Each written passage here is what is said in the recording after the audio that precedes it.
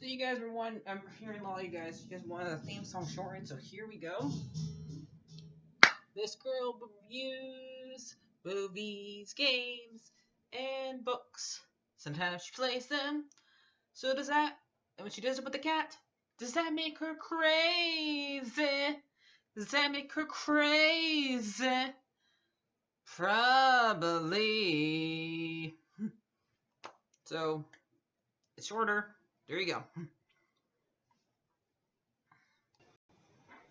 Crazy Cat Lady Gamer Reviewer or Martha Butler does not own any trailers or pictures.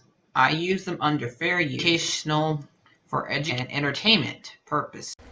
Okay, hi everybody, Martha here. So today we're doing episode 4 of Loki. So let's get started with this. With the spoilers.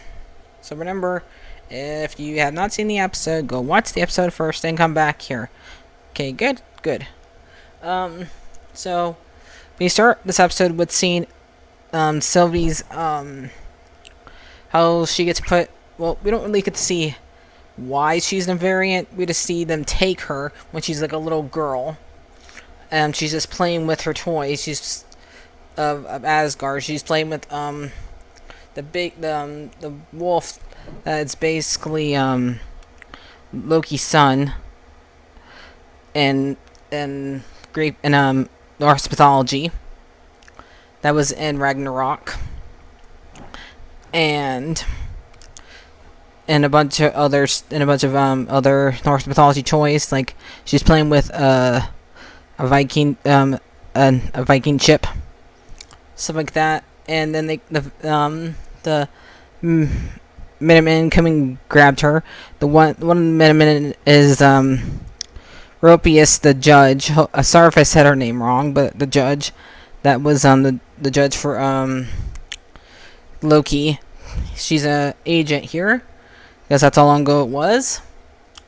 And we see like a whole bunch of the other agent here's, because I did not tell you guys this, because I did not realize it until I watched other people's reviews, that apparently all the agents are variants. They were all people who messed up the timeline and eventually got their memory waste, so they can be used as agents.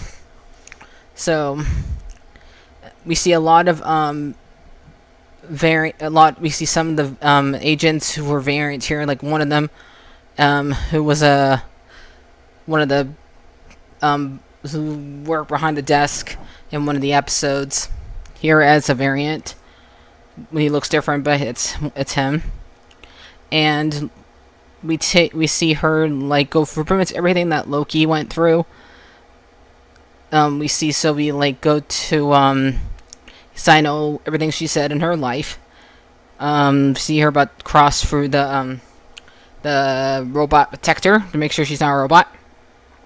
And when she makes it to the court scene, and she like escapes by grabbing the little thing that allows you to travel from Roland, and then she leaves, and she like everything that she like. Every time she goes somewhere, she basically creates an nexus.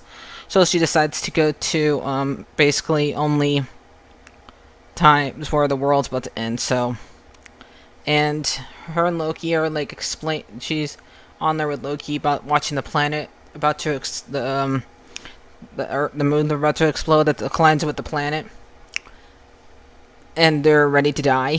And her and Loki like make a connection there, and I guess they both like start to love each other, I guess, and that is not right. And you're not supposed to love yourself in that type of way. And so they the agents coming, Morpheus and the other agent comes and gets them, because they notice there's a time line coming out from the regular timeline, and go there and stop them from loving each other, I guess. And they separate them and put them in their rooms.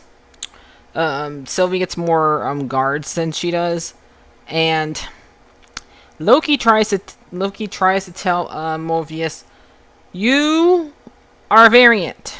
Tries to. Instead of not listening to him, he sends him into a time loop where Lady Sith has her hair, part of her hair cut off on one side, and is pissed like any girl would be, and like basically beats him up over and over again, which is basically what happens with happens on Doctor Strange at the very end with like, "I'm here to bargain."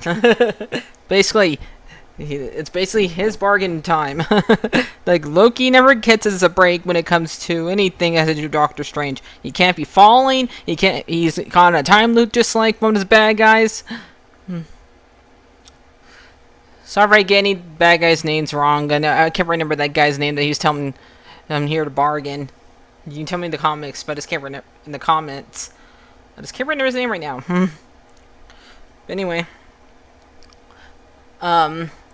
Well, he's there getting his butt kicked by Lady Sith. And this is the same exact actress here, so happy they got her back.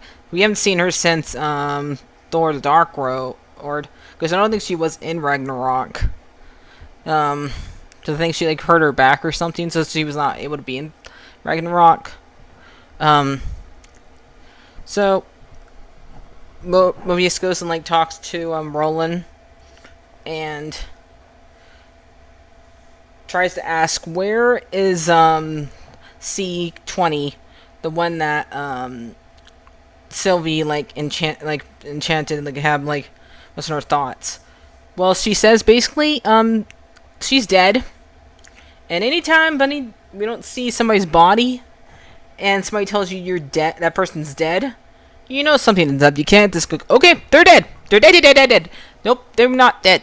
So Mobius has to try to like distract Roland by telling her to like put her new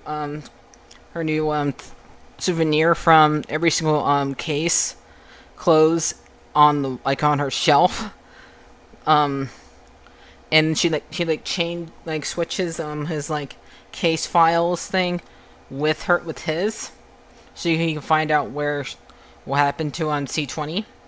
And he like makes it some excuse to leave, like, "I'm tired, yawn, oh," and he like goes to the library and like hides and looks at the file thing between like a bookshelf, and he looks it up and finds out that what Loki was saying is right, because only reason why, if she did get killed, C20, is because she remembered her life before she was an agent, because of what Sylvie did show to her when she was in the bar with her those few episodes ago. That was actual event in C20's life. So she cannot create memories in your life. She just goes into your memory and acts like she's actually there. She can't create things out of thin air. That is not how it works. So, and that's basically what that's what Morbius finds out.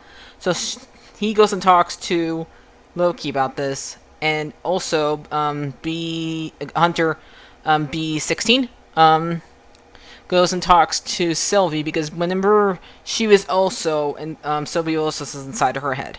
So she takes her out back to the 2050 parking lot where that Nexus is, and that blown up world or whatever apocalypse, and so she can show her more memories of herself of stuff, because she can't do that at the time place because you can't do any magic there, because she wants to find out more about her old life. And so this makes more sense about why Morbius. We don't get to see what her life was, Hunter B16, but we see how much she loves and is sad, and how much she misses that life. Like, we don't need to see, we just need to see what her reaction is, and like how sad and how happy she is all at once. Like, that was I was happy. What now? So basically, Hunter. I'm just gonna call her Hunter because adding the numbers to it's too much. So we're gonna call that girl Hunter now because she doesn't need the numbers. I don't know nobody else named Hunter in this show. So um, they go when so she's on her side and Morbius is on Loki guys because the interrupts basically Sith Lady Sith kicking his butt 100 times, and like says, "Okay, I believe you now." And about me being a variant, since I basically saw another person basically end up getting probably killed and interrogated about it. But he didn't see her die. But I'm just we don't know where she is, so she was interrogated. So I'll her being interrogated about it. And so yeah, so he does agree. He does realize this, and Roland did ask him what if you could go back to any time. We already know this answer. He wants to go. He wants to practice the '90s and to be on a jet ski because that's probably where he was from. So they go back out, and this is when a very sad event happens. Even though we have not known Morbius very long, he pretty much says, "I'm a variant. I want to go and be on a jet ski and have fun all the time." Okay, so and then they basically prune him. They basically kill Morbius. Like, how dare you kill Owen Wilson? How dare you? Then they take Loki and Sylvie to the timekeepers, and we find out something about the timekeepers later on, which is kind of weird. Let's just basically say that these guys are funded to Freddy's characters. We'll call one of them Freddy, Foxy, and Bonnie. Too bad there's not a fourth one. Because then we can't have any chicas. So they end up like telling like they're gonna interrogate Loki and Sylvie and like find out what they were doing. And like Loki says, "Dude, I've been killed so many times, I have lost count." Which is not lying. We have seen him die a lot. So like, do your worst. So then we like the Hunter frees them because she likes the fact that she got 0 life, so she's on their side. So she frees them by pushing the button. And we don't find out why. This episode we don't find out why Sylvie's what she did is wrong when she was a little girl. We don't know why she what she did was wrong in order for her to get taken into the court. This episode we don't find out why, because I don't count her playing with her toys gonna reason her to go to court and be pruned or reset or whatever. So they end up fighting all the guards and Roland, and only Roland's left. And Sylvie takes down, knocks her out for a little bit, and cuts off one of the timekeepers' heads. And the reason why I call them Five Nights at Freddy's because these guys are freaking robots. They're freaking animatronics. What the heck? Who's in charge here? Definitely not these things.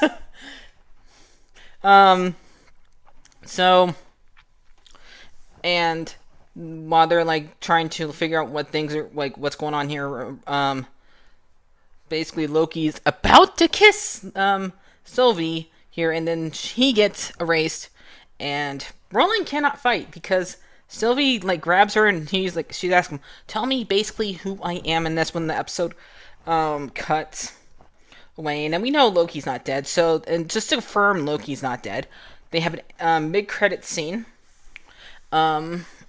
showing that he thinks he's in hell, but he's not. Maybe he's not. We see 3 other Lokis. One that has like a beard, like a mustache. We don't know these guys' name yet, so I'm not gonna give them names because they didn't say anything except for you're not dead unless you move what you're going to be. So we see like a guy who's dressed up as the original Loki costume that was from comic books, and we see a kid. So that's probably Boy Loki or Kid Loki, whatever. So I don't know who the other two are, but yeah. So that's when the episode ends, and it was a great episode. It was a lot better than the last one, and basically the last one was just learning some stuff about Sylvie.